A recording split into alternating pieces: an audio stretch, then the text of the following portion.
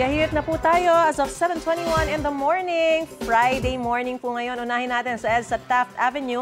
Ang nasa kaliwang bahagi po ay northbound papuntang Quezon City. Nakikita po natin ang pagkapal na po ng volume sa mga sandaling ito. Marami rin po tayo nakikita ng mga pampublikong sasakyan gaya ng mga jeep. Ayan po, nasa gilid po sila, nag-aabang ng mga sasakay ng mga pasahero. Samantalang yung mga motorista naman po, tuloy-tuloy naman ang daloy ng mga sasakyan. Kahit na medyo makapal na nga po ang volume nito. Sa EDSA Kamuning naman po tayo, yung sa kaliwa, pamonumento. Naku medyo mabigat na rin po ang daloy ng mga sasakyan sa mga sandaling ito. Medyo tumitigil-tigil na rin po sila.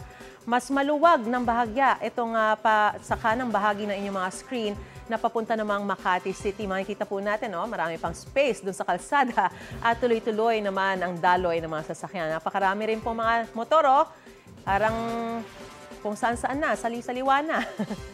Ingat po tayo mga kapuso. Ayan, sa Commonwealth Avenue naman po tayo, Litex naman po yan, na papuntang Fairview. Marami rin pong mga pampublikong sasakyan, gaya ng mga jeep, ayan, mga bus, nag-aaba ng mga sasakay ng mga pasahero.